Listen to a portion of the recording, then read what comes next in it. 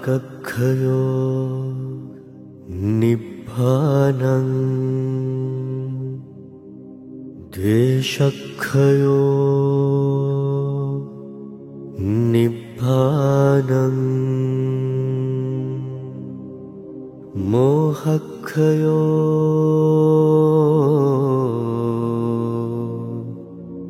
නිබ්බානං.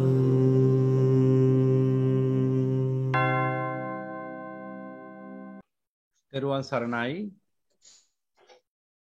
හොඳයි, එහෙමනම් අපි සුපුරුදු පරිදි ලෞතර වරණේ ඉතිරි පියවරට යනවා. අපි මෙච්චර දවසක් සාකච්ඡා කරමින් හිටියේ සතර සතිපට්ඨානයට අදාළ ධම්මානුපස්සනාව යටතේ එන බොජ්ජංග පබ්බේ ගැනයි. බොජ්ජංග ධර්ම ගැන බොහෝ වටිනා දහම් ව්‍යාකරණ රසක් පහුගිය කාලේ අපි සම්මා සම්බුදු පියාණන් වහන්සේගේ අමා ධර්මයේ ඇසුරින්ම පෙන්වා දුන්නා. ඉතින් මේ සෑම දහම් කාරණයක් තුලින්ම පෙන්වා දෙන්නේ එකම දෙයයි. ඒ තමයි අපි අවබෝධයට පත්විය යුතු බව. සප්ත බොජ්ජංග කියලා කියන්නේ අවබෝධයේ අංග ලක්ෂණ 7.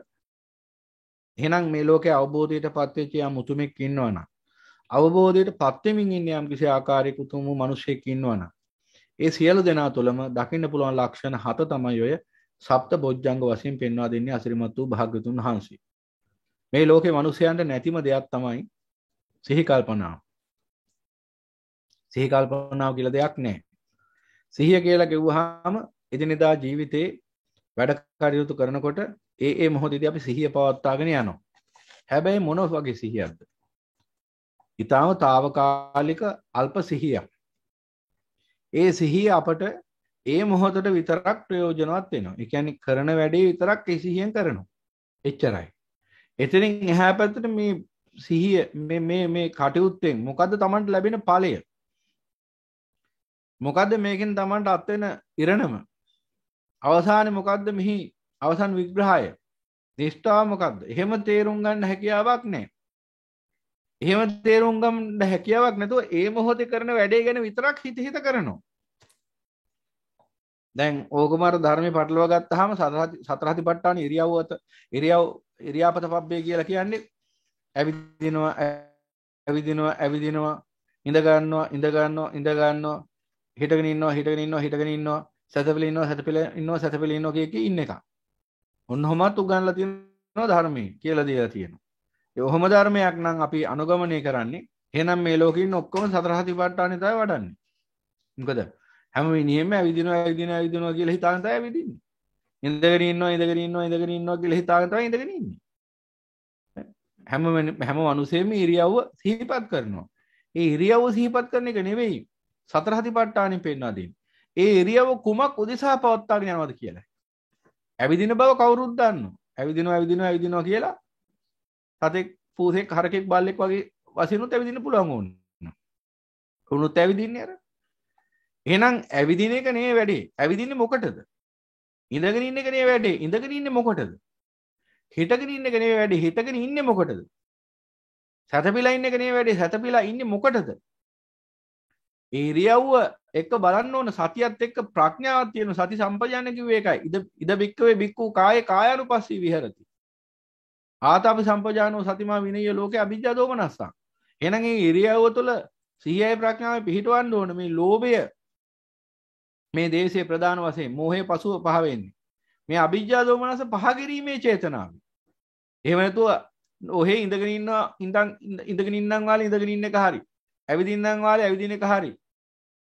හිටගෙන ඉන්නම් වාලේ හිටගෙන ඉන්න එක නෙවෙයි. එහෙමත් භාවනා උගන්වනවා අසිරිමත් බුදු පියාණන් වහන්සේගේ නාමය පාවිච්චි කරලා. මොන වගේ භාවනාවද? නිගණ්ඨයන්ගේ ගොබ්බ මෝඩ භාවනා. බුදුරජාණන් වහන්සේ පෙන්වා දෙන්නේ මොකද? සතියෙන් සම්පජාන්නේ යුක්ත ඉරියව්ව පවත්වාගෙන යන ආකාරය. සිහියක් තියෙන්න ඕන, ප්‍රඥාවක් තියෙන්න ඕන. සිහිය විතරක් තිබුණොත් ඒත් හරියන්නේ. ප්‍රඥාව නැතුව. එතකොට මොකද වෙන්නේ? සිහියෙන් බෝම්බයක් හදන්නත් පුළුවන්. සිහියෙන් හොඳට බෝම්බයක් හදන්න පුළුවන්. සිහියෙන් කඩුව අමුවක් තියන්න පුළුවන්. සිහියෙන් තුවක්කුවක් හදන්න පුළුවන්. හොඳ සිහියෙන් අර ස්නයිපර්ස්ලා කියන්නේ හොඳ සිහියෙන් ඉඳගෙන දවසක් දෙකක් හරි මාසයක් හරි එකම ඉලක්කය අරගෙන ඉඳලා හෙල්ලෙන්නේවත් නැතුව පුළුවන් තරම් පුදුමාකාර සිහියකින් ඉඳලා තව එකෙක්ගේ ඔලු කට්ට පුපුරලා යන වෙඩි තියන්නත් පුළුවන්. ඒවා සිහියෙන් ඉඳගෙන කරන වැඩ. හැබැයි ප්‍රඥාවක් තියනවාද එතන? සති සම්පජාන්‍යයක් තියනවාද කියලා බලන්න ඕන. අන්න ඒකට ප්‍රඥාව නැති බව පේනවා. ප්‍රඥාව තිබුණා නම් Tamanටත් අවඩ පිණිස අයහපත පිණිස දුක පිණිස අනුන්ටත් අවඩ පිණිස අයහපත පිණිස දුක පිණිස පවතින ආකාරයෙන් කෙනෙක් ජීවත් වෙන්නේ. ප්‍රඥාව ඇති පුද්ගලයා හැමතිස්සෙම ජීවත් වෙන්නේ Tamanටත් යහපත පිණිස අනුන්ටත් යහපත පිණිස තමන්ටත් වැඩ පිණිස අනුන්ටත් වැඩ පිණිස තමන්ට සතුට පිණිස අනුන්ට සතුට පිණිස පවතින ආකාරයෙන්. එහෙනම් අන්න ඒ ආකාරයෙන් ජීවත් වෙන කෙනයි ප්‍රඥාවන්තයා වෙන්නේ. එහෙනම් සිහියත් එක්ක ප්‍රඥාවක් තියෙන්න ඕන. එහෙනම් මේ සිහියත් එක්ක ප්‍රඥාව ආරම්භෙන්නේ කවදාද කොතැනකදීද?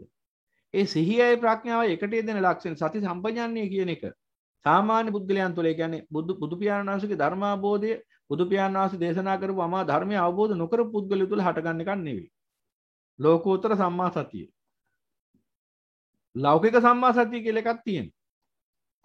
මේ දේ කළොත් පව්, මේ දේ කළොත් පිං, මේ දේ කළොත් දුක් විපාක ලැබෙනවා, මේ දේ කළොත් පිං විපාක ලැබෙන, මේ දේ කළොත් සැප විපාක ලැබෙනවා යන ආදී වශයෙන් සරල මට්ටමින් තේරුම් ගත හැකි ධර්මයේ යම් තාක් දුරකට සුගති ධර්මයේ දුගති ධර්මයේ තේරුම් ගන්න පුළුවන් විදිහේ සිහියක් සාමාන්‍යයෙන් ලෝකයා තුල පවතිනවා. ඒකත් ඇවිල්ලා යම්කිසි ආකාරයකින් යහපත් වූ උසස් වූ මිනිස්සුත් තුළ විතරයි. ලෞකික සම්මාදිට්ඨිය කියලා කියනවා ඒකට.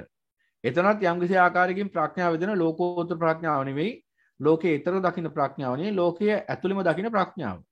ලෝකයේ තුලම පවතිනා වූ ඒ ස්වභාවය දකින්න පුළුවන් ඇහැ කන නාසය දිව ශරීරය මනස රූප ශබ්ද ගන්ධ රස ස්පර්ශ ධර්මයන් මේ 12 ආයතන ඇතුළේ සකස් වෙච්ච ලෝකයේම සැප සොයන්නට සමත් ප්‍රඥාවක් විතරයි එතන තියෙන්නේ. ඒ ප්‍රඥාවෙන් පෙන්වලා දෙන්නේ සුගති සැප මිසක් නිර්වාණ සැපේ නෙවෙයි. ඒ නිසා ලෞකික සමාධිත්‍ය තුලත් ඇරෙන්නා වූ ඒ ලෞකික ආර්ය අෂ්ටාංගික මාර්ගයේ ගමන් කරන්නා වූ ඒ පෘථග්ජන ස්වභාවයෙන් ඉන්න පුද්ගලයා තුලත් සතියක් ප්‍රඥාවක් තියෙනවා. හැබැයි තාම ලාමක සතියක් සහ ප්‍රඥාවක්. ඒ විතරක් නෙවෙයි නියත සම්බෝධි පරායනෝ කියන தත්ත්වයටපත් නොවිච්ච පුද්ගලයෙක් නා ඒකාන්ත වශයෙන්ම ඒ සතියත් ප්‍රඥාවත් මොට වෙලා යන යම් මොහොතක. එහෙම ගියාම තමයි මේ පුද්ගලයා ගැතිම පව්කම් කෙරෙන්නේ. පිනුත් සිද්ධ වෙනවා පව් සිද්ධ වෙනවා. පිනයි පවයි දෙකම සිද්ධ වෙනවා. එතකොට එහෙනම් දැන් සතිය දිගින් දිගට තිබුණා නම් ප්‍රඥාවත් දිගින් දිගට තිබුණා නම් එහෙනම් මේ පුද්ගලයා දුගතියට යන වැඩ සිද්ධ කරගන්නේ එහෙනම් සුගතියට විතරක් යනවා. එහෙනම් ලෞකික සම්මාදිට්ඨිය තුලින් ආරෙන්නා වූ ලෞකික ආර්ය අෂ්ටාංගික මාර්ගය කියලා කියන්නේ ශක්තිමත් මාර්ගයක් නෙවෙයි. එහෙනම් මේ මාර්ගේ ගියා කියලා සියලුම දෙනා. ඒ කියන්නේ ඒ ලෞකික සම්මාදිට්ඨියෙන් ඇරමිලා යන සියලුම දෙනා සංසාර දිගින් දිගටම ඒ ලෞකික සම්මාදිට්ඨියෙන් යුක්තව ගමන් කරලා දිගින් දිගටම සුගතිය උපදිනවා කියලා එහෙම හේකුත් නැහැ. එක කාලයක සුගතියක තව කාලයක දුගතියක. එක කාලයක දෙවියෙක් තව කාලයක පෙරේතෙක් නිරසතෙක්. එහෙම උනේ ඇයි?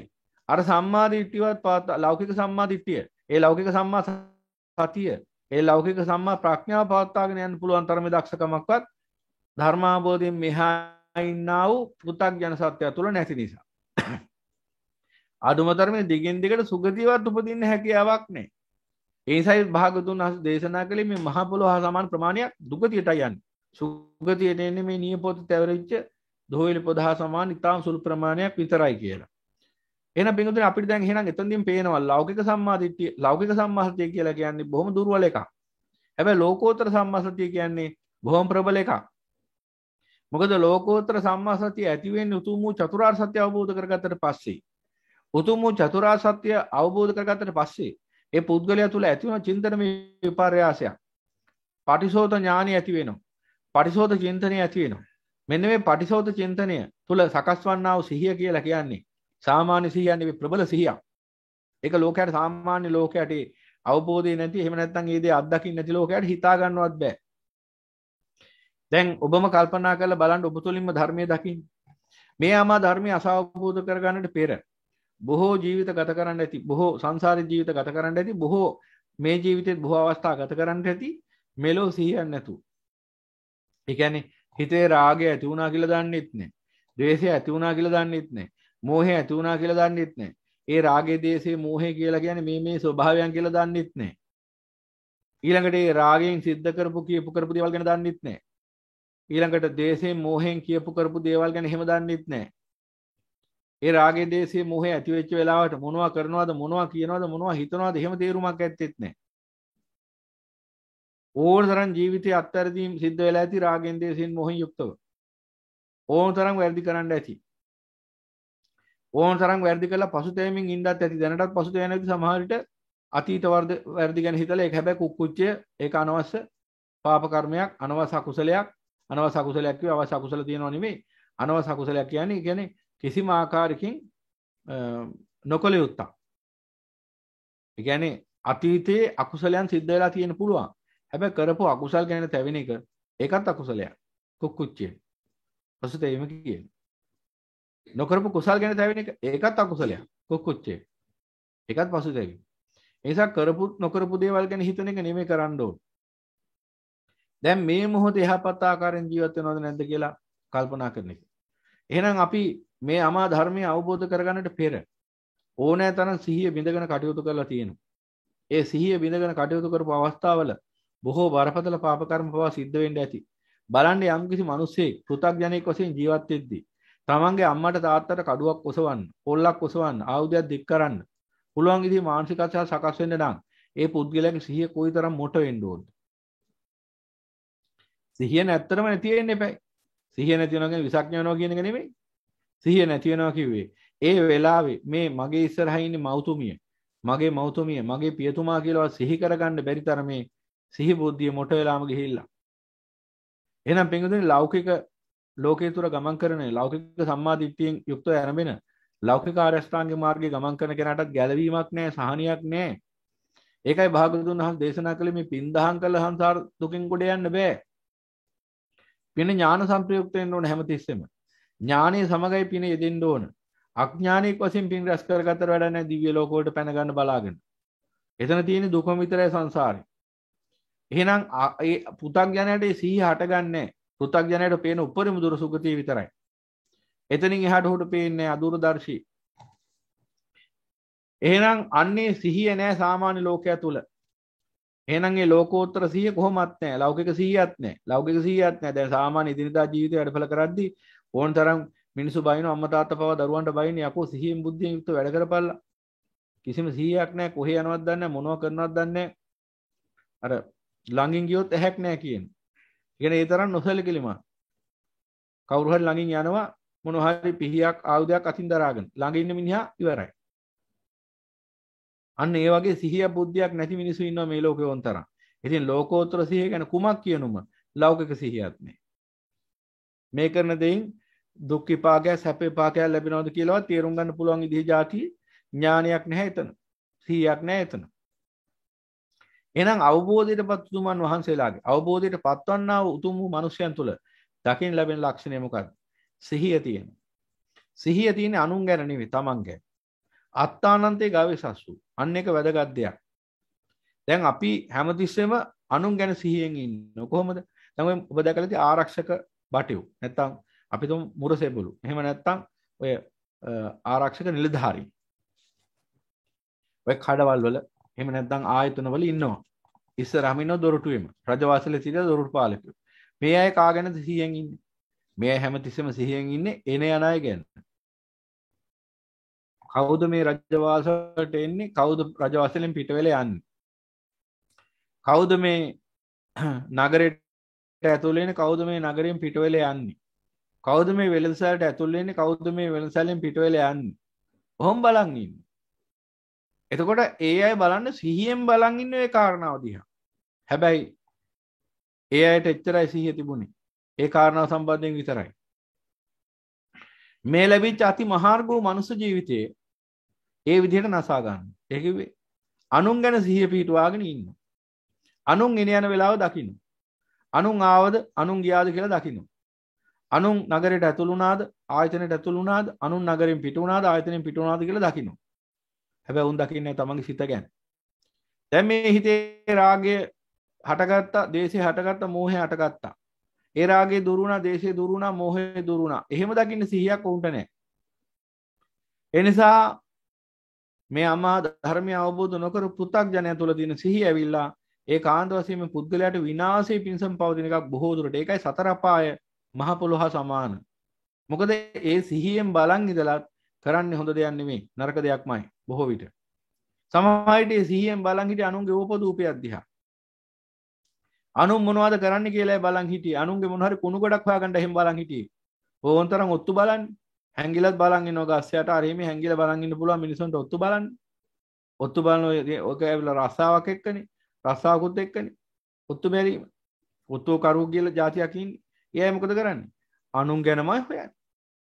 අනුන් ගැනමයි හොයන්නේ. අන්න ලෞකික සිහිය නිසා වෙච්ච දේ. සම්මා සම්බුදු පියාණන් වහන්සේගේ දේශනාව කුමක්ද? අත්තානන්තේක අවශ්‍යස. අත්භවය ගැන සොයන. අන්න අත්භවය ගැන සිහිය පිටුවා. මොකද අත්භවය? කාය වේදනා චිත්ත ධම්ම. සතර අත්භව වස්තු. මෙන්න මේ සතර අත්භව වස්තු පිළිබඳ සිහිය පිටුවා. අරමුණෝ දිහාද බලන් ඉන්නේ. අරමුණෝ ගැනද සෝදිසියෙන් ඉන්නේ. ලෝකෙ දින කුණු වඩවල් ගැන. ඔන්න පෘථග්ජනයේ ස්වභාවය. පෘථග්ජනය හැමතිස්සෙම කරන්නේ ওই වැඩේ. දැන් ඒ නිසා තමයි අර ලෝකෙ මොනවද වෙන්නේ? පත්තර අරන් බලනවා. ලෝකෙ මොනවද වෙන්නේ? රූපවාහිනිය අරන් හොයනවා. ගුවන්විදුලි අරන් හොයනවා.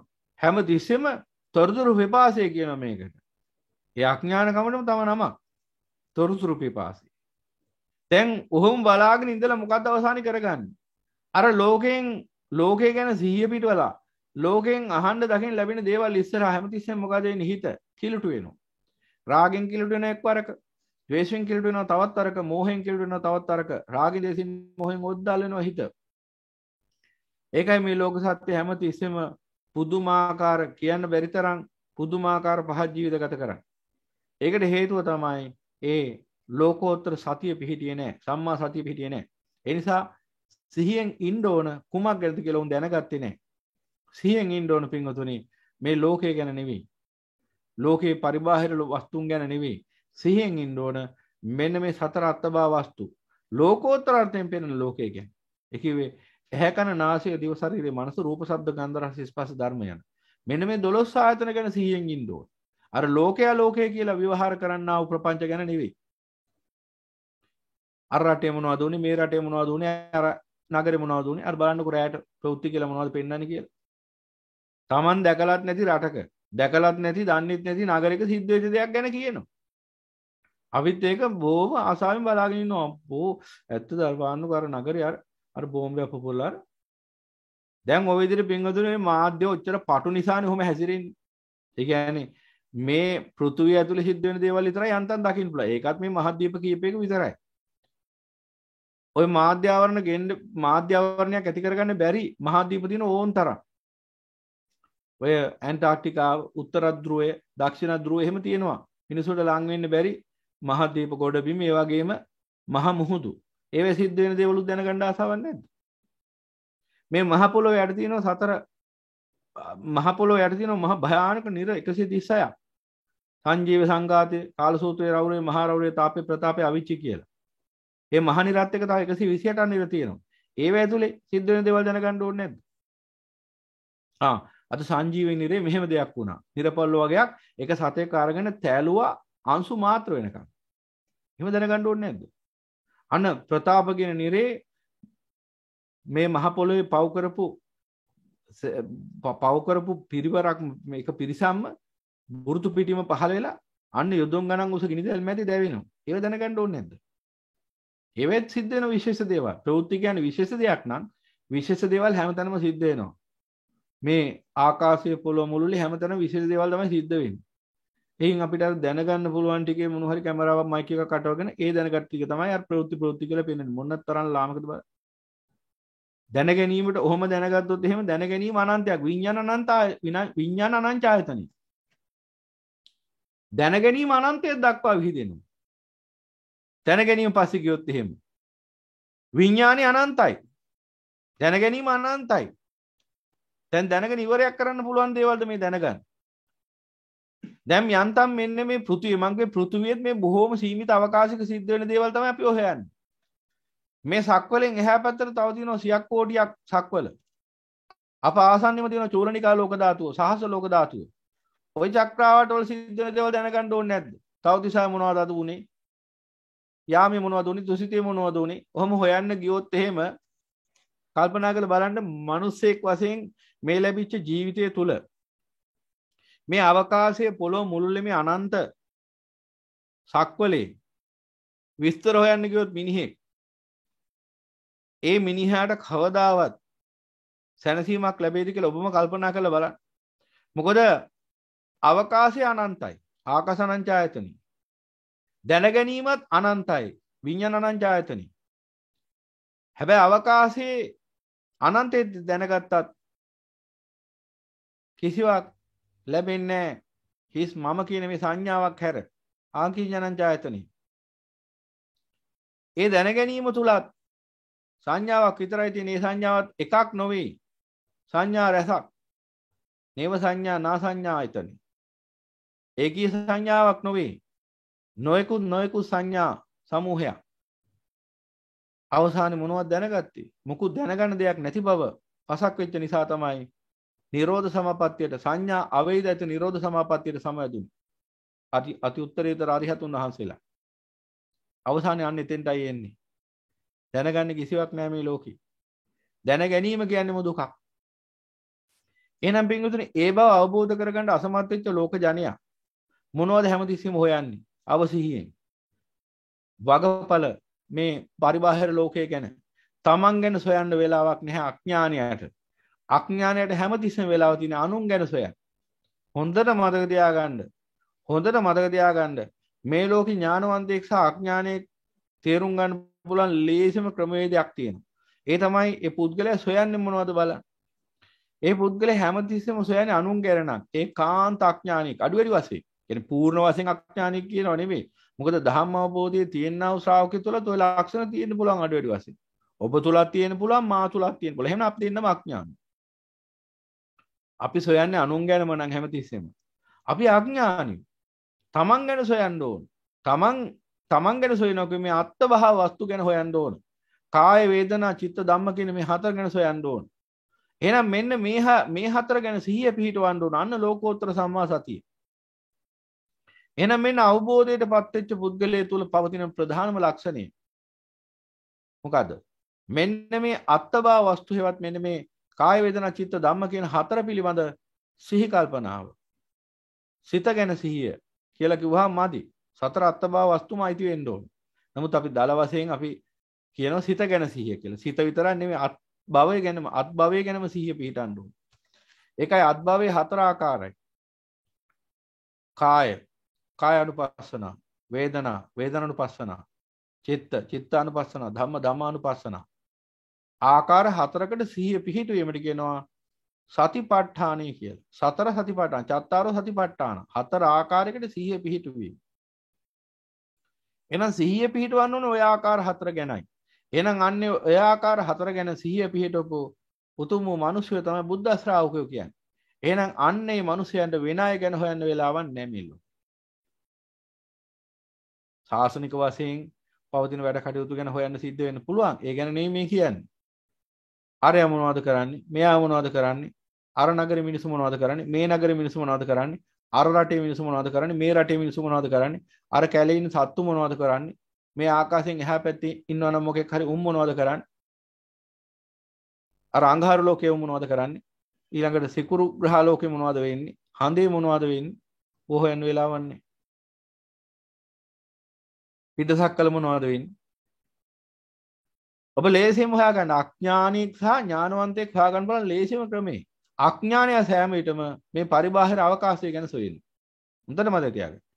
අඥානය සෑම විටම පරිබාහිර අවකාශය ගැන සොයනවා. ඥානවන්තයෝ සෑම විටම තමන්ගේ චිත්ත අවකාශය ගැන හොයනවා. ආධ්‍යාත්මික අවකාශය ගැන සොයනවා. එහෙනම් අඥානය සෑම විටම බාහිර අවකාශය ගැන සොයනවා, ගවේෂණය කරනවා. ඥානවන්තයෝ සෑම විටම ආධ්‍යාත්මික අවකාශය ගැන සොයනවා, ගවේෂණය කරනවා. ඔන්නෝකයි මේ දෙකොල්ල අතර තියෙන ප්‍රධාන වෙනස. එහෙනම් අවබෝධයටපත් වෙච්ච උතුමන් වහන්සේ කෙනෙක්. එහෙම නැත්නම් අවබෝධයටපත් ඉන්න උතුම් මිනිසෙක් තුළ දකින්න ලැබෙන අංග ලක්ෂණ හතෙන් ප්‍රධාන ලක්ෂණ හතෙන් එකක් තමයි මෙන්න මේ සතිය. මෙන්න මේ අත්බා වස්තු පිළිබඳ පිහිටිය සතියට කියනවා සති සම්බොජ්ජංගය කියලා. එහෙනම් ඔන්න ඔබට මේ අංග 7 යම් පුද්ගලයෙක් තුල ප්‍රකට වන්නේ නම් ඔහු අවබෝධයට පත්වෙච්ච උතුමන් වහන්සේ කෙනෙක්. එහෙම නැත්නම් අවබෝධයට පත්වීමින් සිටින අවබෝධය පූර්ණ කරමින් සිටින උතුමන් වහන්සේ කෙනෙක්. එහෙම නැත්නම් උතුම් මිනිසෙක් කියලා තේරුම් ගන්නට ඕන. සේක හෝ අසේක. ආශේක කිව්වේ අරිහතුන් වහන්සේ. සේක කිව්වේ සෝවාන් මාර්ග අනුගාමිකයාගේ සිට අරිහත් මාර්ග අනුගාමික උත්තමයා දක්වාම ඉන්නා වූ ඒ සත්‍යදාාර්ය පුද්ගලයෝ. එතකොට බෙන්ගතුනේ එහෙනම් ඔන්න සති සම්බොජ්ජංගේ. එහෙනම් ප්‍රකට වෙනවද ඔබ තුලින්? ඔබ තුලින් ප්‍රකට වෙනවා නම් යම්කිසි ආකාරයෙන් ඔබ අවබෝධයට පත් වෙමින් ඉන්න, අවබෝධය පූර්ණ කරමින් ඉන්න උතුම් මිනිසෙක්. ඔබ මේ ලෝකේ විශේෂ පුද්ගලයෙක්. ඔබ මේ ලෝකේ ශ්‍රේෂ්ඨ පුද්ගලයෙක්. ඔබ මේ ලෝකේ ජීවිතය පිළිබඳ අර්ථය පසක් කරගත් උත්තමයෙක්. ඔබ මේ ලෝකෙට පරම දුර්ලභ මිනිසෙක්. මොකද පරම දුර්ලභ සද්ධර්මයෙන් ප්‍රයෝජන ගන්න මිනිසෙක්. එහෙනම් අන්න ඒ ලක්ෂණය, ඒ අංග ලක්ෂණය පරීක්ෂා කරලා බලන්න ඕන තමන් අනුවත් අනුන් අනුවත්. එතකොට බලා ගන්න පුළුවන් තමනුත් අනුනුත් කොයිතරම් අවබෝධයට පත් වෙලාද ඉන්නේ. නැවතත් ඒ බව සිහි කරනවා. මොකද මේ කොච්චර දැන් මේ ධර්මයේ මෙහෙම දේශනා කරත් සමහර ඉතින් අහන් ඉන්නවා. අහන් ඉඳලා තේරුම් ගන්න උත්සාහ ගන්න පිරිසකුත් ඉන්නවා. අහන් ඉඳලා තේරුම් ගන්න උත්සාහ ගන්න නැති පිරිසකුත් ඉන්නවා. ඔන්න ඔය අහන් ඉඳලා ඉවරලා මොනවද ඇහුනේ කියලාවත් මෙනෙහි කරන්නේ නැති පිරිසකුත් ඉන්නවා. ඒ නිසායි මේ දේවල් නැවත නැවත ඇඟිල්ලෙන් එන පෙන්නන්නේ. මොකද මේ සිතේ හැටි එක. කාටවත් දොස් කියනවා නෙවෙයි. තුච්ච නින්දිත හිතේ හැටි එක. මොකද තුච්ච නින්දිත හිත හැමතිස්සෙම උත්සාහ ගන්නේ ධර්මයේ ප්‍රතික්ෂේප කරා. මොකද ධර්මයේ කියලා කියන්නේ මේ මායාවේ ප්‍රධාන සතුරු බලවේගය. එහෙමනම් මේ ධර්මයට කොහෙත්ම කැමති නැහැ මේ සිත මායාව. කෙලෙස් සහිත සිත කොහෙත්ම කැමති නැහැ. දැන් ඔබ තුල පවතින පිරිසිදු සහ අපිරිසිදු කියන හිත් දෙක. කුසල සිතයි අකුසල සිතයි. මෙතනින් වඩා බලවත් කුසල සිත නම් ඔබ බණහයි අවසානිය වෙනකම් කිසිම ගැටලුවක් නැතුව මොනතරම් බාධක දුෂ්කරතාවත් ඔබේ කිසිවකින් සැලෙන්නේ නැතුව අවසානියට එක්ම ධර්මයට කන් දෙයි.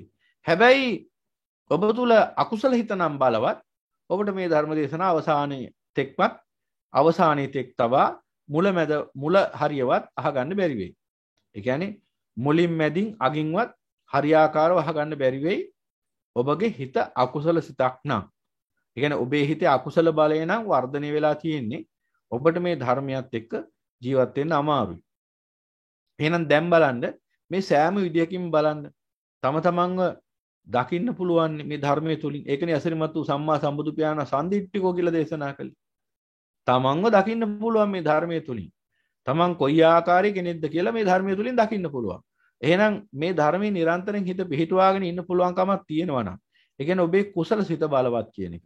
එහෙනම් ඒකාන්තයෙන්ම ආයි හොයන්න දෙයක් නැහැ. ඔබේ සිහියත් බලවත්. මොකද එතන චිත්තානුපස්සනාව වැඩෙනවා. ඉතින් බලන්න මේ අනුපස්සන හතරක්නේ. අපි මීට ඉස්සෙල්ලා දේශනා කළානේ ගැඹුරට මේ අනුපස්සන හතර. මේ හැකරන ආශය දිව ශරීරයේ මනස රූප ශබ්ද ගන්ධ රස ස්පර්ශ ධර්ම කියන මේ නාම රූප කායන්.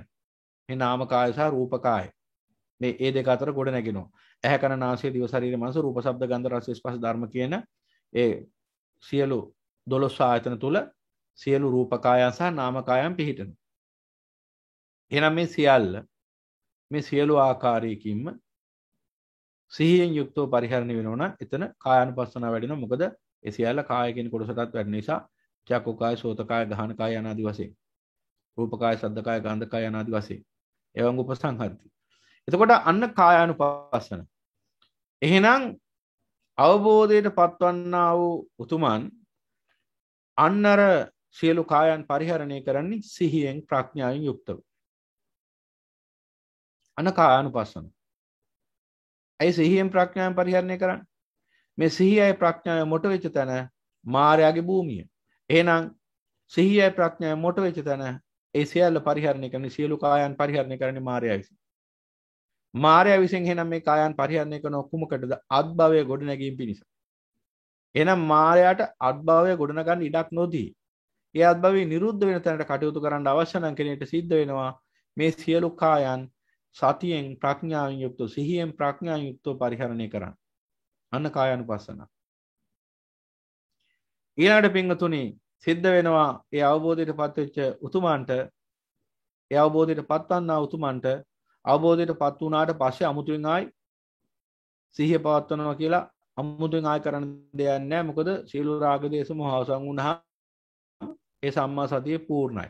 එහෙනම් අපිට විශේෂයෙන්ම අවධානය යොමු කරන්න සිද්ධ වෙන්නේ ඒ අරිහත් ඵලයට ළඟා නොවෙච්ච තවදුරටත් ඒ උතුම් වූ ස්ථානික කරා නැත්නම් පරම නිෂ්ඨාව කරා ගමන් කරමින් සිටින ආර්ය ශ්‍රාවක ගැන හිතලා. එහෙනම් ඊළඟට අපිට මේ ජීවිතයේ මොන ගැන තව දෙයක් තමයි වේදනා. සැප වේදනා, දුක් වේදනා, දුක්ඛ සුඛ වේදනා යන ආදී වශයෙන් තුන් ආකාරයක වේදනා මුණ ගැහෙනවා. එහෙනම් මෙන්න මේ වේදනාව හටගන්න මොහොතේදී මේ වේදනාව කුමන ප්‍රත්‍යයෙන් හටගත්තාද? කුමක් පිණිස මේ වේදනාව හේතු වෙනවද? මේ වේදනාව නිසා කුමන ඵලයක් අත් වෙනවද? යනාදී වශයෙන් මේ වේදනාව පිළිබඳ හේතුඵල ධර්මයේ දකින්න පුළුවන්කම තියෙන්න ඕන. සැප වේදනාව හටගත්තේ කුමක් ප්‍රත්‍යයෙන්ද? දුක් වේදනාව හටගත්තේ කුමක් ප්‍රත්‍යයෙන්ද? අදුක්ඛම සුඛ වේදනාව හටගත්තේ කුමක් ප්‍රත්‍යයෙන්ද? යනාදී වශයෙන් නුවණින් දකින්න පුළුවන් නම් අන්න එතන තියෙනවා වේදනාව පිළිබඳ සිහිය ප්‍රඥාව. අන්න එතකොට පුළුවන්කම ලැබෙනවා මෙන්න මේ වේදනාත් මේ සිත නැමැති මායя විසින් නැවත අත්භවයේ සකස් කරන්න අවශ්‍ය කරන උපකරණයක් වශයෙන් පරිහරණය කරනවා. එහෙනම් අන්නේ අත්භවයේ සකස් කරන්න සිත නැමැති මායයට මේ වේදනාව සිතට අවශ්‍ය අන්දමින් පරිහරණය කරන්නට ඉඩක් නොදී සිහියෙන් ප්‍රඥාන් යුක්තව පරිහරණය කිරීමයි වේදනානුපස්සනාව කියලා කියන්නේ. අන්න වේදනාව පිළිබඳ සිහියයි ප්‍රඥාවයි සති සම්පජාන්නේ. ඉද බික්කවේ බික්කු වේදනාසු වේදනානුපස්සී විහෙරති ආතාපි සම්පජානෝ සතිමා විනීය ලෝකේ අවිජ්ජා දෝමනසා. එහෙනම් අන්න ඒ වේදනාවත් සතියෙන් ප්‍රඥාවෙන් සිහියෙන් ප්‍රඥාන් යුක්තව පරිහරණය කළොත් එදාට බැරි වෙනවා සිතනමති මායයට මේ වේදනාව අත්භවයේ සකස් කිරීමේ ප්‍රපංච ධර්මයක් හැටියට පාවිච්චි කරන්න. එහෙනම් අන්න අත්භවය නිරුද්ධ වෙනවා. එහෙනම් වේදනානුපස්සනාව වේදනානුසතිය. එහෙනම් අන්න තවත් ඒ සතියේ කොටසක්. ඊළඟට හැම මොහොතකම හටගන්නව චිත්තසංතාන විවිධාකාර සිත්. අද දවසේදී මම මේ සමාලෝචනයක් කරමින් බොජ්ජංග පබ්බේ අවසන් කරන්න උත්සාහ ගන්න. ඒ නිසා මේ කාරණා නැවතත් පොඩ්ඩක් සිහිපත් කරලා දෙන්න. එතකොට මෙන්න මේ චිත්ත විවිධාකාර චිත්ත ඒවා ඔක්කොම චිත්තානුපස්සනාවට විග්‍රහ කරලා තියෙන නිසා මම දැන් ආයකින් කියන්න යන්නේ නැහැ. එහෙනම් මේ වෙලාවකට රාගයේ දේශයේ මොහේ සහිත සිත් නැත්නම් රාගසිත සරාගසිත සදෝසසිත සමෝහසිත හට ගන්නවා. තව වෙලාවකට විතරාගසිත විතදෝසසිත විත මොහසිත හට ගන්නවා. එහෙමනම් මෙන්න මේ සිත රාගයෙන් යුක්තද රාගයෙන් වියුක්තද ද්වේෂයෙන් යුක්තද ද්වේෂයෙන් වියුක්තද මෝහයෙන් යුක්තද මෝහයෙන් වියුක්තද කියලා තේරුම් ගැනීමේ සිහියක් බුද්ධියක් නැත්නම් සති සම්පජාන්නේ ආර්ය ශ්‍රාවකයා තුළ ඇති වෙනවා. එතකොට යා සිත පරිහරණය කරනවා ප්‍රඥා සිහියෙන් ප්‍රඥාන් යුක්තව සිත නැමැති මායයට ඒ සිතම් පරිහරණය කරලා කර්ම භවය හදා ගන්නට ඉඩක් නොදී. එහෙනම් සිත නැමැති මායයට එහෙනම් මේ චිත්ත කාර්යය තුරුනුත් සිත් තුලිනුත් මේ කර්ම භවය හදා ගන්න තිබිච්ච ඉඩකඩ ඇහිරිලා යනවා. එතකොට ඔන්න අවස්ථා තුනක් ඇහුරුවා. එතකොට කාය පිළිබඳ, වේදනා පිළිබඳ, චිත්ත පිළිබඳ සිහියෙන් ප්‍රඥාවෙන් යුක්තව කටයුතු කරන බුද්ධ ශ්‍රාවකෙක් දැන් අපිට දකින්න ලැබෙනවා. එහෙනම් හැමතිස්සෙම යම් සිතක් හටගත්තාද, ඒ සිත කෙබඳු සිතක්ද කියලා හඳුනා ගැනීමේ ශක්තියක් නුවණක් යාර ශ්‍රාවකයා තුළ පිහිටනවා. ඒ අනුව ඒ සිත පවත්වාගෙන යා යුතු සිතක්ද නැත්නම් ඉක්මනින් මේ සිත නිරෝධ කළ යුතු සිතක්ද යන දිවසෙන් දකින්නේ. කුසල සිතක් නම් පවත්වාගෙන යා යුතුයි, අකුසල සිතක් නම් එහිම නිරුද්ධ කළ යුතුයි. චිත්තානුපස්සන. ඊළඟට දකින්නවා ධම්ම. ධම්මානුපස්සනාවේදී ඔන්න දකින්නවා මේ ධර්ම මේ අත්භවයේ සකස් කරන ධර්ම තියෙන සමුදය ධර්ම. අත්භවයේ නිරුද්ධ කරන ධර්ම තියෙන නිරෝධ ධර්ම. එහෙනම් මෙන්න මේ අත්භවයේ සකස් කරන ධර්ම තමයි පංච නීවරණ ධර්ම. අත්භවයේ නිරුද්ධ කරන ධර්ම තමයි සප්ත බොජ්ජංග ධර්ම. එහෙනම් ආර්ය ශ්‍රාවකයෙක් වශයෙන් තමන් ලද අවබෝධය මෙනෙහි කරමින් කටයුතු කරද්දී ඒ චිත්තසංතානය තුළ දැන් නීවරණ ධර්ම අතු උනාද? නීවරණ ධර්ම හටගත්තා නම් කුමන ප්‍රත්‍යයෙන් කුමන හේතුවකින් කුමන ප්‍රත්‍යයෙන් හටගත්තාද? යනාදි වශයෙන් දකින්න. ඒ වගේ මේ නිරෝධ ඒ නීවරණ ධර්ම ඉක්මනින්ම නැත්තම් මේ පංච කාමච්ඡන්දේ ව්‍යාපාදේ තියෙන මේ දුද්දච්ච කුක්කුච්ච විචිකිච්ඡා කියන මේ නීවරණ ධර්ම ඉක්මනින්ම පහ කළ යුතුයි කියන ප්‍රඥාවේ නිගමනය ආර්ය ශ්‍රාවකයා තුළ ඇති වෙනවා. එහෙනම් නීවරණ ධර්ම හටගත්තා කියලා දැනගත්තේ කොහොමද? සිහියෙන් හිටපු නිසා. දැන් ප්‍රඥාවෙන් කරන කර්තව්‍ය මොකද්ද? අන්නේ ධර්ම නිරුද්ධ කරන එක. එහෙනම් සිහිය විතරක් තියලා මදි ප්‍රඥාවක් ඕන. දැන් අර උදාහරණයක් කිව්වොත් දැන් සෙබලෙක් ඉන්නවා යම්කිසි ద్వාරයක. මේ සෙබලා සතුරු එන එක වළක්වන්නයි මේ ద్వාරයට වෙලා ඉන්නේ. හැබැයි මේ සෙබලා සතු සුදුසුකම් දෙකක් තියෙනවා. එකක් තමයි මේ සෙබලාට හොඳින් සිහියෙන් යුක්තව මේ ద్వාරය රැකගෙන ඉන්න පුළුවන්කම තියෙන්න ඕනේ. කියන්නේ හොඳ සිහි බුද්ධියක් තියෙන කෙනෙක් වෙන්න ඕනේ. ඔබ දැකලා ඇති ඔය එක එක જાති ආරක්ෂක නිලධාරීන් කසිපු බීලා පුටුවෙම නිදාගෙන ඉන්නවා. සිහි බුද්ධියක් නැහැ. එබඳු ආරක්ෂකයෙක්ගෙන් කුමන ඵලයක්ද? එහෙම වෙන්න බෑ. සිහිය තියෙන කෙනෙක් වෙන්න ඕන. මත් වෙලා නැති සිහියෙන් යුක්තව ඒ ద్వාරේ ආරක්ෂා කරන්නා වූ මුරසෙබලෙක් වෙන්න ඕන. ඒ පළමුවෙනි සුදුසුකම්. එතකොට තමයි යාට බලා ගන්න පුළුවන් වෙන්නේ මේ ద్వාරයෙන් ඇතුළේ ඉන්නේ සතුරෙද්ද මිතුරෙද්ද. නිවර්දිව සිහි බුද්ධියෙන් අඳුර ගන්න පුළුවන්කම සිහිය තියෙන්න ඕන අඳුර ගන්න. එතකොට වෙස් මූණක් දාගෙන ආවත් සිහියෙන් ඉන්නවනම් අඳුර ගන්න පුළුවන් මේ හොරෙත් අක්කඩියෙක් මේ ඇතුළේ ඉන්නේ කියලා. ඊට දැන් අපි දකිනවා දැන් සිහියෙන් බලන් ඉන්නකොට දැන් අපිට පේනවා සතුරක් වෙනවා මිතුරක් වෙනවා. මිතුර ඇතුළ වුණාට කමක් නැහැ. දැන් සතුර එන එකයි වළක්වන්න ඕනේ. දැන් එහෙනම් සතුර එන එක වළක්වන්න නම් මේ මුරසෙබලා තුල සිහිය තියෙන්නත් ඕන අඳුර ගන්න. එපමණකින් මදි. අර සතුරව දැන් අඳුර ගන්න සිහිය තිබුණා. දැන් සතුරව වළක්වන්න එපා. සතුරව වළක්වන්න නම් එහෙනම් ආයුධයකුත් තියෙන්න ඕන. අන්න ඒ නිසා තමයි තුවක්කුවක් දීලා තියෙන්නේ. එහෙනම් කාරණා දෙකයි. දැන් ඔය හමුදාවේ ඉන්න අපේ පින්වත් සහෝදරවරු තරුණයෝ අන්නේ අත්දැකීම හොඳට දකින්න. ඒ අත්දැකීම ගැන හොඳටම දන්නවා. සිහියයි ප්‍රඥාවයි. දැන් ඒ දෙක උපමා කරන්නේ මේ. එහෙනම් අර ద్వාරය ගැන සිහියෙන් ඉන්න එක තමයි සතිය. කවුද ඉන්නේ? කොයි වෙලාවෙද ඉන්නේ? කියලා බලන් ඉන්න එක තමයි සතිය. ඒන කෙනා වැරදි කෙනෙක් වුණොත් සතුරෙක් වුණොත් අන්න අර සතුරාව පළවා හරින්න පාවිච්චි කරන ආයුධය තමයි ප්‍රඥාව කියන්නේ.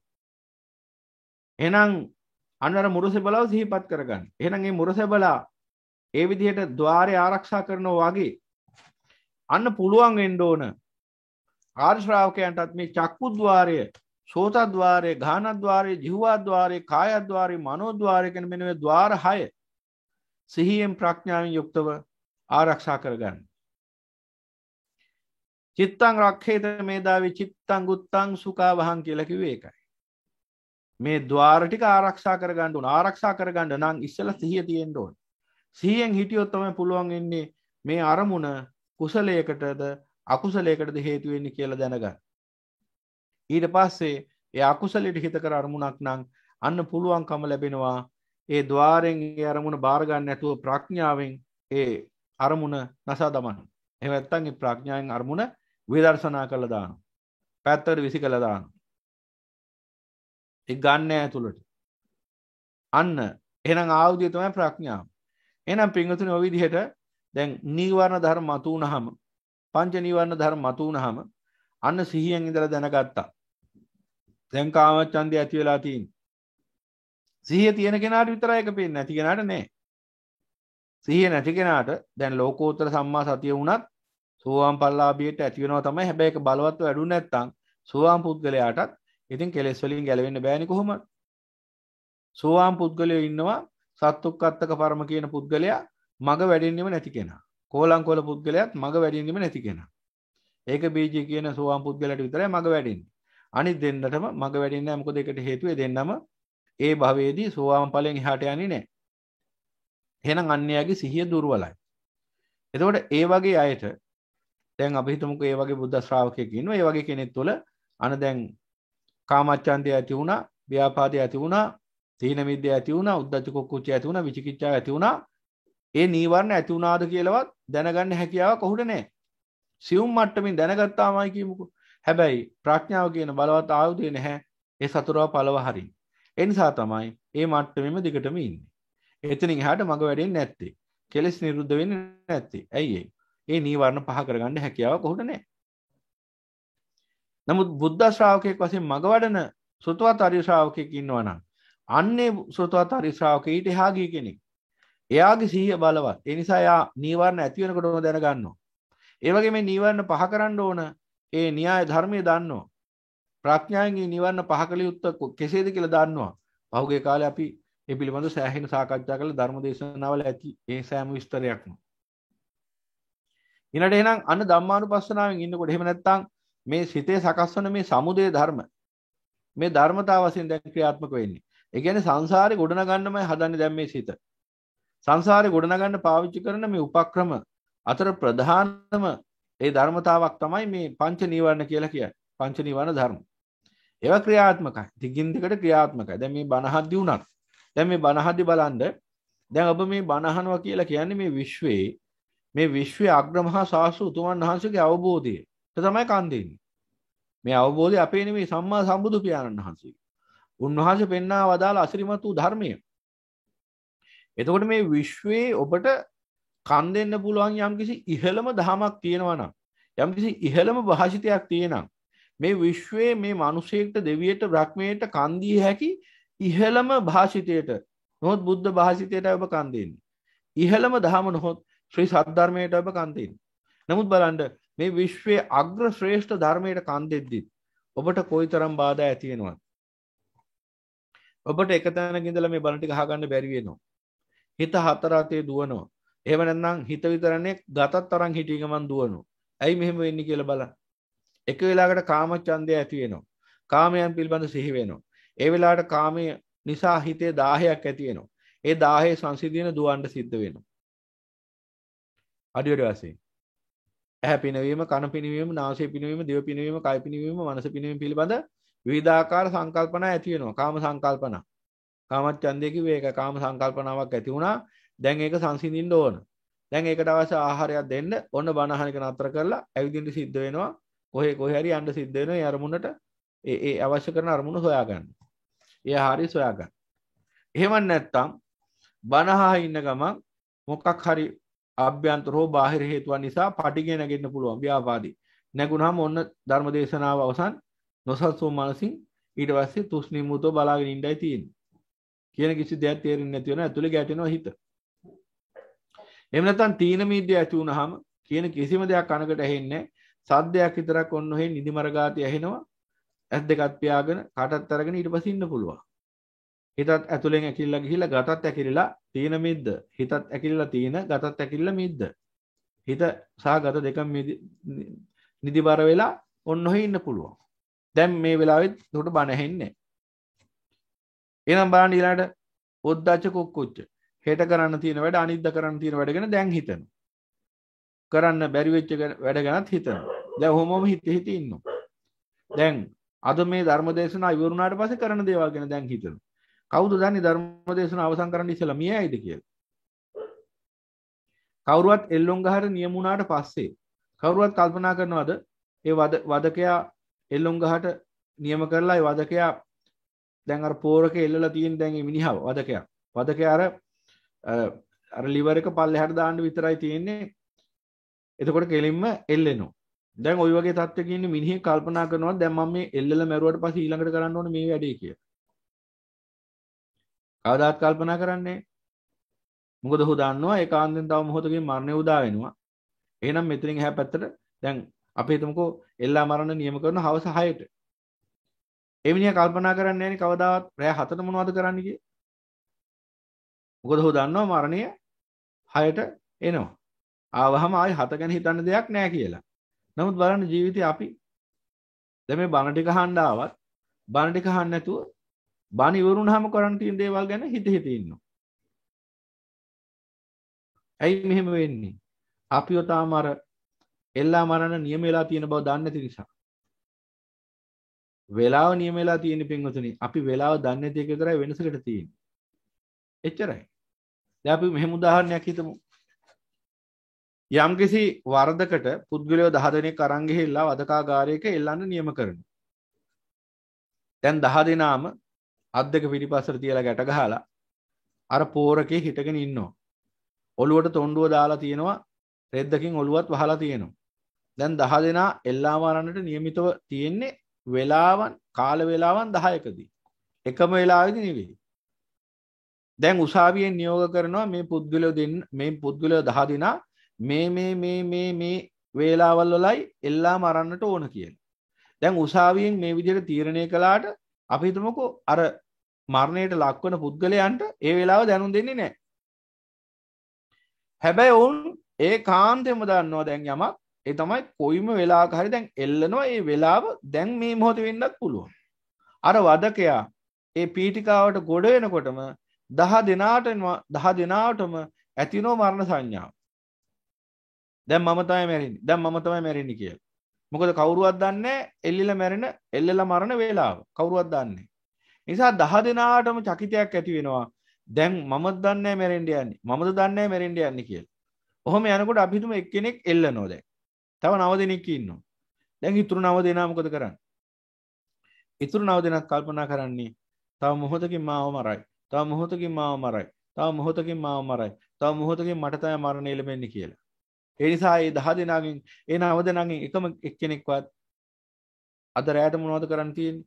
හෙට මොනවද කරන්න තියෙන්නේ කියලා ඔහොම කල්පනා කරන්නේ.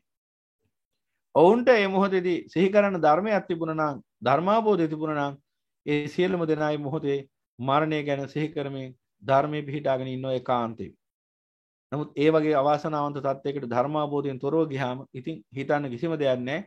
ජීවිතයේ මෙතෙක් සිද්ධ වෙච්ච අකටයුතු අසාධාරණකම් ගැන එහෙම නැත්නම් තමන්ගේ අතින් සිද්ධ වෙච්ච වැරදි පාප ධර්ම අකුසල ධර්ම ගැන තැවි තමයි අවසානයේ මැරෙන්න සිද්ධ වෙන්නේ.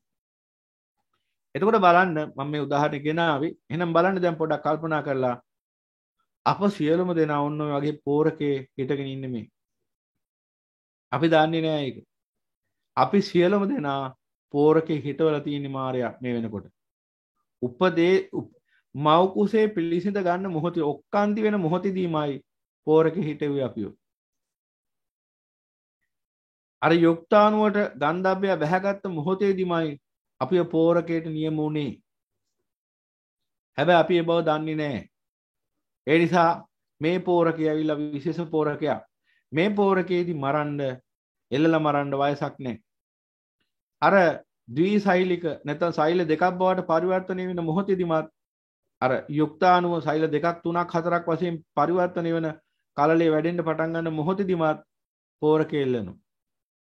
එතනින් එහා පැත්තට ගියාම අවුරුදු 120ක මහල්ලා දක්වාම මේ අර යුක්තාණුවේ ගන්ධබ්බය බහගත මොහොතේ සිට අවුරුදු 120ක් පරමාවශ ගත කරනවා කියන ඒ මිනිසයා දක්වාම අතරමැද ඕනෑම අවස්ථාවක මේ මායя එල්ලා මරනවා. එහෙනම් සියලුම දෙනා පෝරකයට නියම වෙලා තියෙන අපි දන්නේ නැති වුණාට වෙනසකට තියෙන්නේ අපි මරණ වේලාව දන්නේ නැහැ එච්චරයි. නමුත් ඕක සිහියක් නැති කෙනාට තේරෙන්නේ නැහැ. එහෙම හිතන්නේවත් නැහැ.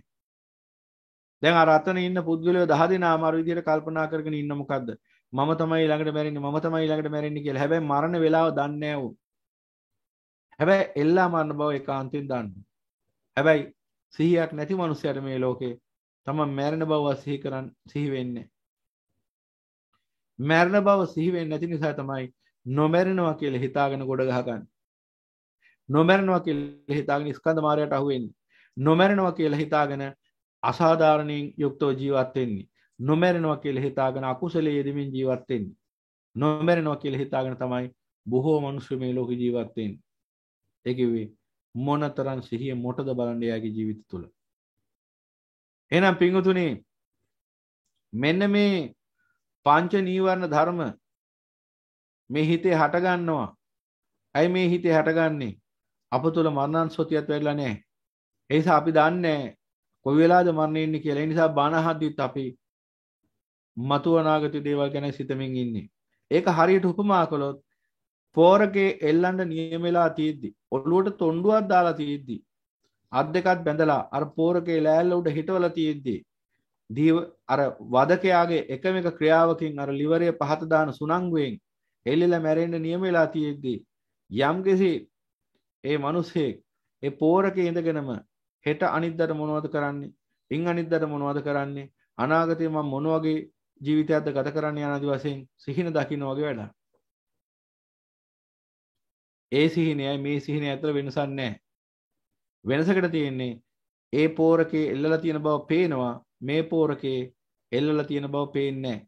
මේ පෝරකේට නියම වෙලා තියෙන බව දන්නේ නැහැ, පේන්නේ නැහැ. අර පෝරකේට නියම වෙලා තියෙන බව පේනවා. ඒකයි වෙනසකට තියෙන්නේ. සහ ඒ දෙදෙනාගේම තියෙන පොදු සමානකමක් තියෙන තමයි එයත් දන්නේ මෙයත් දන්නේ එල්ලලා මරණ වෙලා එච්චරයි. නමුත් ඒකාන්තයෙන්ම එල්ලලා මරණ. එහෙනම් පින්වතුනි බණහද්දී ඔය නීවරණ මතුවෙන්න හේතුව තමයි ඔන්නෝක මරණානුස්සතිය වැඩිලා නැහැ ගොඩක් දෙනෙක් තුල. මරණානුස්සතිය වැඩිලා නැති නිසා ප්‍රමාදයටපත් වෙනවා. තව කල් තියෙනවා කියලා සිතනමදි මායя කියනවා. ඒ නිසා තමයි නීවරණ බහුලව නැగిලා එන්නේ. එහෙනම් බලන්න මේ විදිහට තීන මිද්‍ය නැగిලා එනවා. ඊට පස්සේ උද්දච්ච කුක්කුච්චය ඊළඟට උද්දච්ච කුක්කුච්චය තමයි දැන් විස්තර කළේ. අනාගතේ කරන්න තියෙන වැඩ ගැන සිතමින් ඉන්නවා. ඊළඟට කරපු අකුසල් ගැන තැවෙනවා. කරපු කුසල් නොකරපු කුසල් ගැන තැවෙනවා. මෙන්න මේ විදිහට හිත විසිරලා යනවා, නොසන්සුන් වෙනවා. අවසානයේ ඊට පස්සේ මොකද වෙන්නේ? විචිකිච්ඡාව.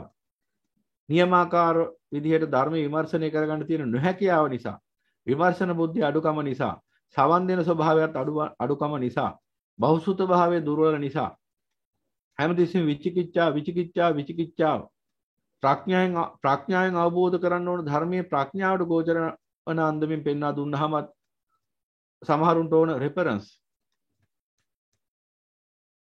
බුදුරජාණන් වහන්සේ කාලේදී රෙෆරන්ස් හෙව්වා නම් එහෙම මොනව වෙයිද? ධර්මයේ දේශනා කරාට පස්සේ ප්‍රඥාවෙන් දකින්න ඕන ධර්මයේ ප්‍රඥාවට ගෝචර වන අන්දමින් පෙන්වා දුන්නට පස්සේ තව හොයනවා. ඒක පිළිගන්න බෑ. අර බුදු පියාණන් වහන්සේ පෙන්නපු ධර්මයේ තේරුම් ගත්තේ නෑ.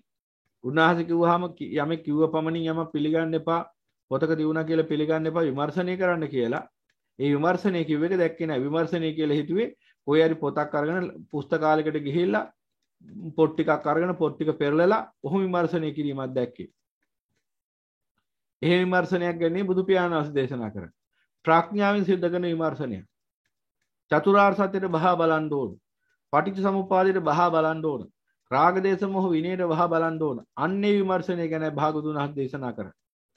පොතපතත් විමර්ශනය කරන්න පුළුවන්, විමසන්න පුළුවන්. ඒක වරදක් නෙවෙයි. හැබැයි ධර්මයේ දේශනා කරන්නේ ප්‍රඥාවන්තයන්ටයි. ප්‍රඥාවට ගෝචර වෙන්නයි. තර්කවාදීන්ට නෙවෙයි. අතක්කවචරයි කිව්වේ ඒකයි. ඒ නිසා ඔන්න ඔය කියන ලක්ෂණේ තේරුම් ගන්න බැරි කම නිසා විමර්ශනය කිව්වේ මොකද්ද කියලා දැක්කේ නැති නිසා ගොඩක් අය හිතන් ඉන්නේ විමර්ශනය කියලා හිතාගෙන ඉන්නේ. ප්‍රඥාවෙන් යමක් තේරුම් ගන්න පුළුවන් විදිහට දේශනා කරාම ප්‍රඥාවට ගෝචර වන අන්දමින් දේශනා කරාම ඒක පිළිගන්නේ නැතුව ඒක ප්‍රඥාවෙන් විමර්ශනය කරන්නේ නැතුව අර පතපොතින් විමර්ශනය කරන විමර්ශනය කොහේ හරි පොතක තියෙනවා නම් අන්න ඒක හරි. න පිටක සම්පදේන මේ න පිටක සම්පදේන කියලා බුදු පියාණන් වහන්සේ දේශනා කර කාලාම සූත්‍රේ මේ පොතේ තිබුණා කියලා පිළිගන්න එපා. මා පිටක සම්පදානේන මා පිටක සම්පදානේන පොතේ තිබුණා කියලා පිළිගන්නත් එපා. පිටකේ තිබුණා කියලා පිළිගන්නත් එපා. එහෙනම් එහෙම දේශනා කරලා තියෙද්දි අපි මොකද කරන්නේ? විමර්ශනය කියලා රෙෆරන්ස් ඉල්ලන. ගොඩක් අය ඉන්නවා එහෙම. ඔහොම මුලත් තුන එක මතකයක් තියෙනවා. කාමයේ දුක වශයෙන් දකින්නේ කොහොම කොහෙද ඒක තියෙන්නේ කියලා අහන. මුළු ත්‍රිපිටකයේම තියෙන එක. එක්තරා පින්වත් පිරිසක් එහෙම අහලෙව්වා. કોઈ සූත්‍රෙද එහෙම තියෙන්නේ යනාදි වශයෙන්. අන්න ඔවුන්ගේ විමර්ශනයි. ඉතින් ප්‍රඥාවෙන් තේරුම් ගන්න ඕන ධර්මය ඒ විදිහට නම් විමර්ශනය කරන්න යන්නේ. බොහෝ කාලයක් ඒ ධර්ම අවබෝධය ලැබෙන්නේ. එහෙම තමයි වෙන්නේ. එදා සම්මා සම්බුදු පියාණන් වහන්සේගේ අභිමුඛයේ සම්මුඛයේ ඉඳගෙන ඒ සම්මුඛාංශික දේශනාවලට සමන් දීපු උත්තමයෝ කවදාවත් එහෙවද උන්වහන්සේගෙන් කොහෙද ওই ධර්මයේ තියෙන්නේ? මොන පොතේද ওই ධර්මයේ තියෙන්නේ? කොහෙද ඔක තියෙන්නේ? මොන සූත්‍රයේ තියෙන්නේ? එහෙම කියලා. නෑ. එහෙම ව්‍යක්ත දහම් කාරණා තියෙන්න පුළුවන් අපේ ප්‍රඥාට ගෝචර වෙන්නේ නැති. ඒව ගැන නෙමෙයි කියන්නේ. මොකද අභිධර්ම කාරණා තියෙනවා අපිට කිසිම ආකාරයකට අවබෝධ කරගන්න බැරි. ඒ වගේ දෙයක් ගැන අහුවොත් එහෙම අපටත් අහන්න සිද්ධ වෙනවා කොයි පොතේද ඔක තියෙන්නේ කියලා. මොකද අපිට ඒක තේරෙන්නේ නැති නිසා. හැබැයි ප්‍රඥාවට වැටහෙන දෙයක් නම්, ප්‍රඥාවට ගෝචරන දෙයක් නම්, කාමයේ දුකයි කිව්වහම ආයි කොහෙද ඔක තියෙන්නේ කියලා අහන්න ඕනේ නැහැ. මොකද එපමණකින්ම අවබෝධයටපත් වෙනවා. කාමයේ දුකයි කියන්නේ මෙන්න මේ න්‍යාය ධර්මයේ මත පිහිටාගෙනයි කියලා. දේශනා කරාම ඥානවන්තයෙක්ට ප්‍රඥාවන්තයෙක්ට ඒ විමර්ශන බුද්ධිය යුක්තව තේරුම් ගැනීමේ හැකියාව තියෙනවා. ඒ අන්න එහෙම தත්ත්වයටපත් වුණාට පස්සේ තමයි විචිකිච්ඡා කියන නිවර්ණ නිදහස් වෙන්න පුළුවන්කම තියෙන්නේ. නැත්තම් හැමදාම විචිකිච්ඡාව අපි මේ ගොඩක් උපාසකම්මලගේ දැකලා තියෙනවා. අර හැම වලකම තියෙන්නේ වතුරයි කිව්වහම හැම වලකින්ම වතුර බොණ්ඩ යනවා.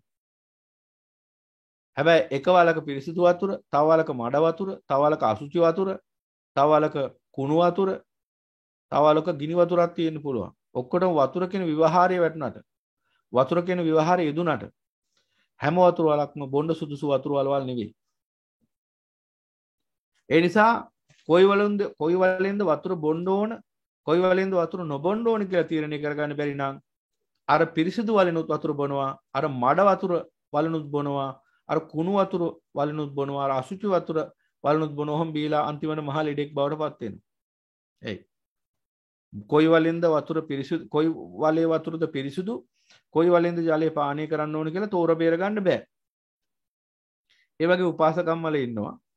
ධර්මීය කොයි භික්ෂුවකින් නමුත් කාගෙන් නමුත් ධර්මය අහන්න අහලි වරලා විමර්ශනය කරන්න කිව්වහම ආයක හිතාගෙන ඒක ඒ කියන්නේ අන්තිකටම යනවර නිරෝධින් නාන්නක වගේ පදයාර්ථය විතරයි වැටෙන්නේ. ඊට පස්සේ මොකද කරන්නේ? අපි මේ බුද්ධ වචනයට අනුකූලව කටයුතු කරන්නේ. ඒ නිසා අහන්න හම්බෙන ඕන බණක් අහනවා. විමර්ශනයක් නැහැ.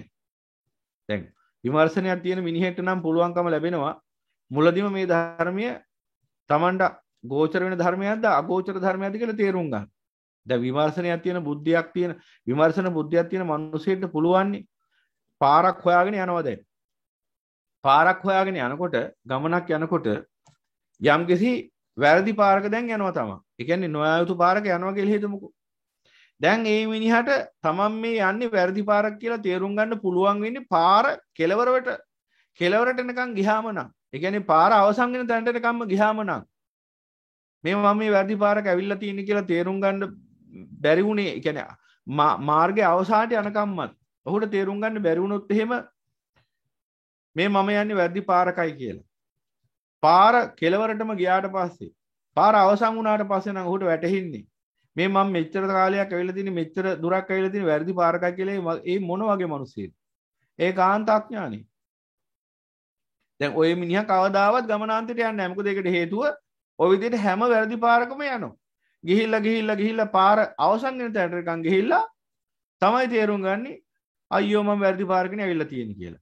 ඉතින් ওই විදිහට මේ මිනිසයා වැරදි පාරවල් වලම ගිහිල්ලා Tamanට යම්කිසි කාලයක් වෙන් වෙලා තිබුණා නම් නිවැරදි දිශාවට නිවැරදි මාර්ගේ ගමන් කරලා ගමනාන්තයට ලඟ වෙන්න අන්නේ කාලය අවසන් කරගෙන වැරදි පාරක් තුලදීම මිය යනවා අවසානයේ.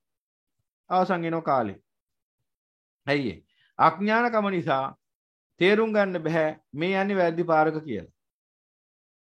ඒකේ කෙලවරටම ගිහිල්ලා ගමනාන්තයටම ගිහිල්ලා හොම්බ බිම ඇන්නුවට පස්සේ නම් තේරෙන්නේ මම මේ මෙච්චර දවසක් වැරදි පාරක ඇවිල්ලා තියෙන කියලා. ඒ අසත්පුරුෂ අඥානය කාන්තේම සංසාරේ දිගටම යනවා ආයි හොයන්න දෙයක් නැහැ. මොකද ඒකට හේතුව ඒ තරම් අඥානෙට කවදාවත් මේ නිර්වාණ මාර්ගය ගමන් කරන්න හම්බෙන්නේ නැහැ. මොකද ඒකට හේතුව මේ ප්‍රඥා මාර්ගයක්. ප්‍රඥාවෙන් යායුතු මාර්ගයක් ඇස් දෙකෙන් බලාගෙන යන පාරක් නම් කොහොම හරි යන්න තිබුණා. ප්‍රඥාවෙන් යායුතු ඥාන මාර්ගයක් මේක ප්‍රඥා මාර්ගය ඥාන මාර්ගයක් නිසා ඥානීය ප්‍රඥාව පිරිසුදු ඥානෙට තමයි ප්‍රඥාව කියන්නේ. පිරිසුදු ඥානිය නොහොත් ප්‍රඥාව නැත්තම් ප්‍රകൃතිය දැකීමේ ඥානිය නොහොත් ප්‍රඥාව නැත්තම් ඒ ගමන යන්න හම්බ වෙන්නේ නැහැ. ඒ නිසා මොකද වෙන්නේ? අර ඔක්කොම ඇහෙන තරම් බන ඔක්කොම අහනවා. අර නාලිකාවෙන් අහනවා කියනවා මේ නාලිකාවෙන් අහනවා කියන අර නාලිකාව මේ නාලිකාව ඔක්කොම අහනවා. වැඩි බණත් ඇහෙනවා බුදු බණත් ඇහෙනවා ඔක්කොම බණ ඇහෙනවා. ඔක්කොම ටික අහගෙන ඉඳලා අවසානයේ පැටලිලා කියනවා අර හාමුදුරුවෝ මෙහෙම කිව්වානේ හාමුදුරනේ මේ හාමුදුරුවෝ මෙහෙම කිව්වා අර හාමුදුරුවෝ අර එහෙම කිව්වා මේ හාමුදුරුවෝ මෙහෙම කිව්වා කියලා නැති ප්‍රශ්න අපිටත් අරන් ඉන්නවා. ඇයි ඒ තමයි විමර්ශනයේ දක්ෂකම. අර වතුර බොන්න කිව්වම හැම වලකින්ම වතුර බොන්න යනවා. වතුර වල කෝකද වතුර බොන්න පිරිසුදු වතුර ඇති වල කෝකද කොයි විලෙන්ද වතුර බොන්න ඕන කොයි වලින්ද වතුර බොන්න ඕන කියලා තෝර බේර ගන්න බැරි නම් එදාට මං කියවනේ සියලු වලවල වලින් වතුර බීලා ලෙඩෙක් බවට පත් වෙනවා. එහෙමයි ඉන්නවා. අමා ධර්මයේ මැනවින් කොයිතරම් හොඳින් අමා ධර්මයේ සම්මා සම්බුදු පියාණන් වහන්සේගේ උත්තරීතර බුද්ධ භාෂිතය තුලින්ම පෙන්වා දුන්නත් සෑහීමකටපත් වෙන්නේ නැහැ. ඒ පිරිසුදු පැම්බීලා පිපාසය සංසිඳෙන්නේ නැහැ. ඒ අමා වතුරෙන් සංසිඳෙන්නේ නැහැ. කුණු වතුරත් බොන්න ඕන. කුණු වතුරත් බොනවා. බීලා බඩේ අමාරුවක් හදාගෙන කියනවා අනේ හාමුදුරුවෝ මට දැන් බඩේ අමාරුවක් හැදෙලා තියෙන අර වලින් වතුර බීලා කියලා. ඒකට අපිට කරන්න දෙයක් නැහැ. ඒක නිසා ඔන්න ඔය විචිකිච්ඡා කියන නීවරණ ඇති වෙන ඔන්න ඔය ස්වභාවයෙන් ඉන්න පුද්ගලයන්ට චතුරාර්ය සත්‍ය අවබෝධය යම් මට්ටමකට ඒ කියන්නේ මූලික ධර්මාවබෝධයේ පිණිස කටයුතු කරන කෙනෙක් වෙන්නත් පුළුවන්. මෙලොව අවබෝධයක් නැති මිනිහෙක් වෙන්නත් පුළුවන්. කොච්චර බණ ඇහුවත් අර නෙළුම් කොරේට කොච්චර වතුර දැම්මත් රැඳෙන්නේ නැහැ වගේ මොනතරම් ධර්මය ඇහුවත් එක දහම් පදයක්වත් රැඳෙන්නේ නැති මිනිස්සුත් ඉන්නවා හිතේ. මෙන්න මේ මිනිස්සු හැමදේම ව්‍යාකූලයි. කොයිම සමාජාතියකටවත් ධර්මය උන්ට මොකද්ද කියලා තේරුම් ගන්න දෙන්නත් බෑ. ඉතින් එක එක හේතු තියෙනවා අර කර්මාවරණ ක්ලේශාවරණ ඊළඟට ඔහොම තියෙනවා කර්මාවරණ තියෙනවා ක්ලේශාවරණ තියෙනවා නියත මිත්‍යා දෘෂ්ටි තියෙනවා දුෂ්ප්‍රාඥ භාවය තියෙනවා කෙලසුලුකම තියෙනවා. ඔහොමම තියෙනවා. ඉතින් එක එක මට්ටමේ පුද්ගලයෝ ඉන්නවා. ඉතින් පින්වතුනි ඒ නිසා විචිකිච්ඡාව කියන නීවරණයත් බහුලව නැගෙනවා ඒ අය තුළ.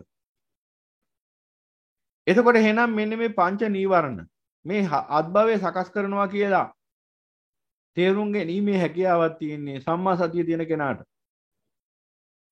එහෙනම් පංච නීවරණ හට ගන්නකොට මෙන්න මේ නීවරණේ දැන් ඇති වුණා කියලා දකින්න පුළුවන්. ඒක සිහියෙන් බලන් ඉන්න ඕන සිත ගැන. දැන් ඔබ බුද්ධ වන්දනාවක් කරනවා කියලා අපි හිතමුකෝ.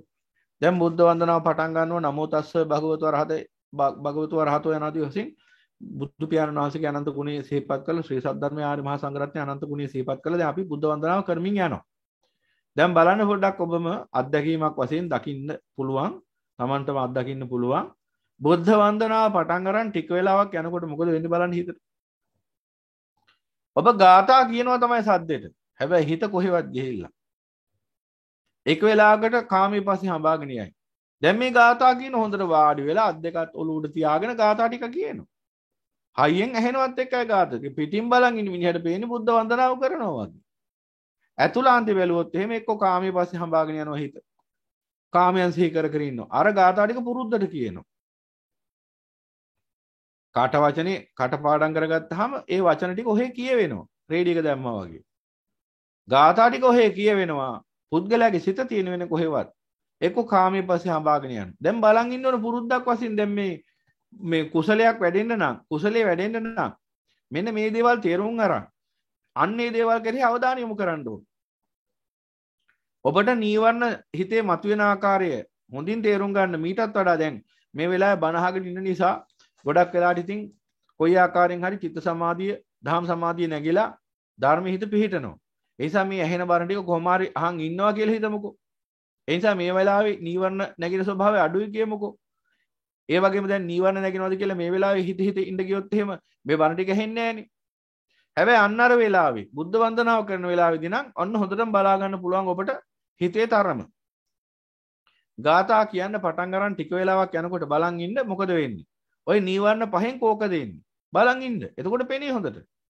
එතකොට පෙනේ ඔන්න කාමච්ඡන්දය ඇවිල්ලා විවිධාකාර කාම අදහස් මතු කරනවා.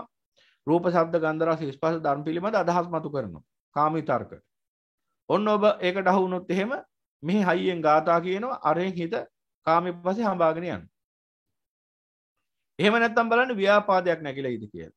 මේ ගාථා කියනෝ සද්දෙට ඔලු උඩ අත් දෙක තියාගෙන හිත ඇතුලේ දේශෙන් ගැටි ඉන්නවා. හිත ඇතුලෙන් කවුරු හරි එක ගැටෙනවා දැන්. හිත ගැටෙනවා. කොමක් හෝ අරමුණක් එක්ක හරි පුද්ගලයෙක් එක්ක හරි ගැටෙනවා දැන්. ඔන්න මෙහෙ වන්දනාව කරනවා. දැන් බලන් ඉන්න ඕන. ඊට පස්සේ ඒ නීවරණයත් පහ කරගත්තොත් ඔබ කොයි ආකාරයෙන් හරි ඔබ ඥාණයෙන් ඔබට පුළුවන් ඒ නීවරණය පහ කරගන්න. දැන් ඉතින් ඔක්කොම දාන්න නිසා එකෙන්කට කියන්න යන්න ඕනේ නැහැ. එතකොට හැම වෙලාවෙම අනිත්‍ය දුක්ඛ අනාත්තයි කියලා අනුපස්සනා කරමින් ඒ නීවරණ පහ කරගන්න පුළුවන්කම තියෙනවා. අපි හිතමු ඒ විදිහට අනිත්‍ය දුක්ඛ අනාත්ත අසුභයි කියලා නීවරණය පහ කරගත්ත ව්‍යාපාදේ. දැන් පොඩ්ඩක් ආයි බුද්ධ වන්දනාව කරගෙන යනකොට බලන්න මොකද වෙන්නේ කියලා. දැන් ඔබට පේන්නේ වෙන නීවරණයක් එනවා ඊට පස්සේ. දැන් මේ නීවරණ දෙකෙන් අල්ලන්න බැරුණා ඊට පස්සේ වෙන එකක් එනවා. ඊට පස්සේ බුද්ධ වන්දනාව කරලා ඉවර වෙලා කරන්න තියෙන වැඩක් ගැන සිහි කරලා දෙයි. හෙට කරන්න තියෙන වැඩක් ගැන සිහි කරලා දෙයි. කලින් කරන්න බැරි වෙච්ච බුද්ධ වන්දනාවක් ගැන සිහි කරලා දෙයි. දැන් මොකද වෙන්නේ?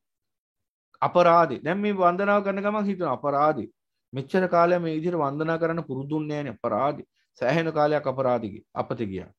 අනාදි වශයෙන් නොකරපු කුසලයේ ගැන තැවෙනවා දැන් හිත. මේ වන්දනාව කරනවා. දැන් මේ වන්දනාව කරමින් ඉන්නවා හිත තැවෙලෙනවා. හිත තැවෙනවා නොකරපු කුසලයේ ගැන. එහෙම නැත්නම් කරපු අකුසලයේ ගැන. දැන් තැවි ඉන්නවා.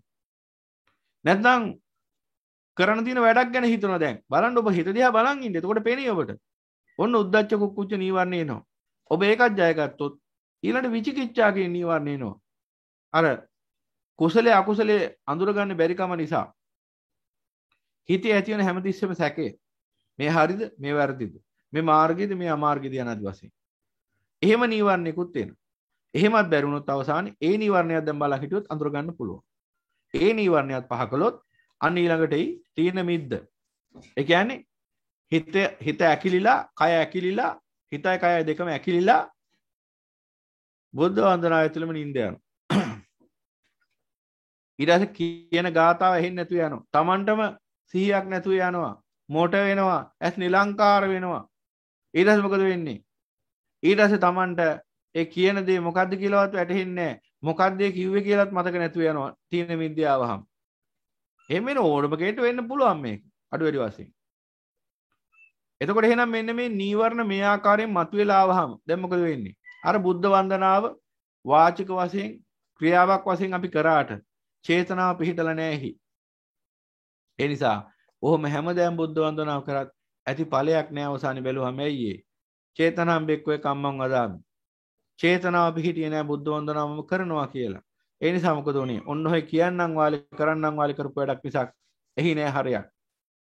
ඒ නිසා ගොඩක් දෙනෙට මේ ධර්මයෙන් ප්‍රතිඵලයක් ගන්න බැරි වෙන්නේ.